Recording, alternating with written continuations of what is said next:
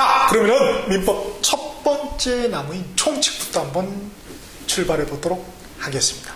결국 우리 민법에서 다루고자 하는 것은 뭐다? 그렇죠. 바로 법률 행위에 따른 그에 따른 법률 효과, 그리고 그에 따른 법률 관계, 요거라고 그랬죠. 그렇죠? 그리고 이제 법률 행위에 대비되는 게 뭐가 있다? 법률의 규정이 있었죠. 그렇죠? 그래서 요거하고 이제 대비되는 게 법률 규정이라는 놈이 하나 있다는 거, 그걸 이제 기억해 두시면 좋겠죠? 그래서 어찌 보면은 우리 민법은 말이죠. 요 법률 행위, 요거 하나 제대로 배우려고 공부하는지도 모르겠습니다. 그렇죠? 그렇게 해도 뭐 지나친 과는 아니죠. 자, 이렇게 그래서 법률 행위는 법률 행위를 한 사람의 의사대로 법률 효과가 발생이 되죠. 그에 반해서 이 법률 규정이라는 경우는 말이죠. 의사대로 의사가 없는 거죠. 법에서 정한 대로 법률 효과가 발생이 됩니다. 그렇죠? 자, 그러면 여기서 먼저 말이죠. 우리가 법률 행위를 한번 좀 더 구체적으로 한번 보자는 거죠. 어떤 관계적인 측면에서. 자, 그거는 우리 한국어로 따자. 민법의 이제 첫 번째가 보면은 총론이라고 나와 있습니다. 그 총론이라고 나와 있는 페이지 보면은 법률 행위 흐름도라는 게 있을 것입니다. 자, 찾으셨어요? 자, 법률 행위 흐름도 보니까 먼저 맨 위에 뭐가 있습니까? 동기라는 의미 있죠. 그리고 의사표시가 있네요. 자, 아하, 그러고 보니까 의사표시 앞에 뭐가 있더라? 동기라는 놈이 있죠. 자, 의사표시를 말이죠. 갑돌이가 10억에 내 아파트 사세요. 이렇게 의사표시를 했죠. 그런데 그렇게 10억에 사세요라는 의사표시를 하게 된 어떤 동기가 있겠죠. 예컨대 갑돌이가 뭐예요? 갑순이, 본인의 딸 갑순이 전셋집이라도 하나 얻어줘야지, 이런 어떤 동기를 가지고 그렇게 내 아파트 10억에 사시오, 이렇게 표시할 수 있잖아요. 그죠? 그래서 그렇게 우리 이 갑순이 전셋집으로도 얻어줘야지, 그게 뭐다? 이제 동기라는 말을 쓰는 거죠. 그래서 이렇게 동기에 의해서 그 다음에 뭐예요? 이렇게 의사표시가 있는 것이죠. 그죠? 그래서 갑돌이가 10억에 사시오, 이게 의사표시. 을순이가 뭐예요? 오케이, 10억에 사겠어, 이것도 이제 의사표시죠. 한쪽의 의사표시를 뭐라고 그래요? 청약이라고 그럽니다. 요청하는 거죠. 어떤 약속.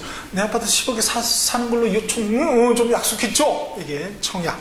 우리가 뭐 결혼했죠? 이걸 뭐라고 그럽니까? 청혼 그러죠. 우리는 다 알고 있다니까요. 단지 혼자 대신에 약자가 들어가는 것 뿐이죠. 그렇죠? 똑같은 거예요, 사실은. 또, 다른 쪽에 뭐예요? 승낙! 이렇게. 승낙. 받아들이는 거죠? 이것도 하나의 의사표시입니다. 이렇게. 똑같은 의사표시인데 말이죠. 어떤 때는 청약, 어떤 때는 승낙, 이렇게 부르는 거죠. 마찬가지죠. 사실은 그 개념은 다 알고 있습니다. 예컨대 여러분의 낭부님을 뭐라고 부릅니까? 왼수? 그러면 안 되죠. 자, 여러분의 낭부님을 뭐라고 그래요? 우리 서방님, 이렇게 부르죠. 그렇죠? 그런데 여러분의 가족들은, 자녀들은 뭐라고 부릅니까? 우리 아빠, 그러잖아요. 똑같은 여러분의 낭부님을 갖다가 서방님, 그렇죠? 아빠, 이렇게 부르듯이 똑같은 의사표시를 갖다가 뭐예요? 청약, 승낙, 이렇게 부르는 것 뿐이에요. 같은 거다. 자, 이렇게 해서 이제 의사표시에 의해서 하나의 법률 행위가 되는 것이죠. 그렇죠? 사고파는. 자, 그런 법률 행위, 대표적인 매매라고 그랬죠? 법률 행위에서 법률 효과, 권리가 발생이 되죠. 그렇죠? 그래 보니까 밑에 뭐라고 돼 있어요? 매매대금 지급 청구권. 갑돌이한테는 을순이는 뭐예요? 소유권 이전 청구권이라는 채권이 발생이 됩니다. 그리고 이제 이후에 뭐예요? 각각 돈이 넘어가면은 그 돈에 대해서 갑돌이는 소유권, 돈에 대한 소유권, 을순이는 이제 등기되면은 그 아파트에 대한 소유권이나 물권이 발생이 되겠죠. 이런 절차를 거쳐요. 그런데 이제 학자들이 보니까 의사표시는 뭐라고 불렀습니까? 학자들이 법률사실, 이렇게 또 부르네요. 그러니까 의사표시는 법률적 용어고 말이죠. 그 다음에 법률사실은 뭐예요? 학문적 용어다 이렇게 생각하시면 되겠어요. 결국은 똑같은 거죠, 그렇죠? 다 알아야 됩니다. 그래서 의사표시를 갖다가 우리가 뭐라고 부른다? 법률사실. 그리고 법률행위는 뭐라고 불러요? 또 보니까 법률요건. 그리고 마지막 이 권리변동, 그건 법률효과로 부르죠, 그렇죠? 이렇게. 자, 이렇게 되어 있습니다. 그 중에 가장 중요한 게 이제 법률행위하고 권리변동입니다. 밑에 보면 이제 구체적인 용어의 정의가 나와 있습니다. 그래서 법률행위는 이미 우리가 앞에서 봤죠? 법률 효과를 가져오기 위한 그런 행위를 법률행위라고 그래요. 그 다음에 권리변동, 이거 이제 법률 효과라고 그랬는데요. 권리변동 보니까 뭐라고 그랬어요? 권리의 발생, 변경, 소멸이다. 이렇게 돼 있죠. 요거는 뭐예요? 권리 자체의 관점에서 이렇게 본 거예요. 그게 아니라 권리를 얻는 주체의 관점에서는 이걸 뭐라고 그러냐면 권리의 발생, 변경, 소멸 이렇게 부르지 않고 뭐라고 불러요? 다음 페이지 나와 있어요. 다음 페이지 보시면은 뭐라고 되어 있습니까? 권리의 득실, 변경 이렇게 되어 있나요? 권리 변동해가지고 그래서 뭐예요? 권리의 취득, 변경, 상실. 그래서 취득의 득자, 변경의 변경, 그 다음에 상실의 실. 그래서 득실, 변경이다. 이렇게 표현을 똑같은 권리 변동인데 권리 관점에서는 뭐라고 그래요? 권리의 발생, 변경, 소멸 이렇게 부르고, 그 다음 권리 주체의 관점, 사람의 관점은 권리의 취득, 그죠? 변경은 변경 그대로 쓰고, 그 다음에 상실 이런 표현을 쓰는 것이죠. 그죠? 이걸 봐보세요. 갑돌이한테는 권리가 발생이 되기도 하지만은 뭐에 대한 대금에 돈에 대한 권리가 발생이 되기는 하지만은 뭐에 대한 아파트의 소유권에 대한 권리는 소멸이 되죠. 상실이 되죠. 그렇죠? 자, 그래서 이러한 표현을 써준다는 거 꼭 기억을 해 두시고요. 그 다음에 보면은 다음 페이지 보시면은 우리가 법률행위, 법률효과, 법률관계표가 나와 있죠. 그렇죠? 그래서 이 첫 번째 나무 총칙의 가장 중요한 포인트라고 볼 수 있어요. 그래서 보니까 법률행위의 성립요건 나와 있나요? 그래서 법률행위가 성립하기 위한 요건 보니까 당사자, 목적, 의사표시가 있나요? 법률행위가 되기 위해서는 당사자, 목적, 의사표시 이 세 놈이 있어야지만이 비로소 법률행위라는 하나가 만들어지는 것입니다. 오케이. 그 다음에 이런 이 성립요건만 구비했다고 해서 제대로 법률효과가 나오는 게 아니죠. 어떤 효력요건, 그죠? 이 성립요건이 제대로 돼야지만이, 그죠? 문제가 없어야지만이 제대로 법률효과가 나오겠죠. 그렇죠? 그런데 우리 법 조문에는 문제가 있는 걸 적어놨겠어요? 문제가 없는 걸 적어놨겠어요? 그렇죠? 문제가 없으면 말할 게 없는 거예요. 그런데 문제는 문제가 있는 거, 어떤 뭔가 문제가 있는 경우에 어떻게 한다? 어떤 그 사회적 약속이죠, 법은.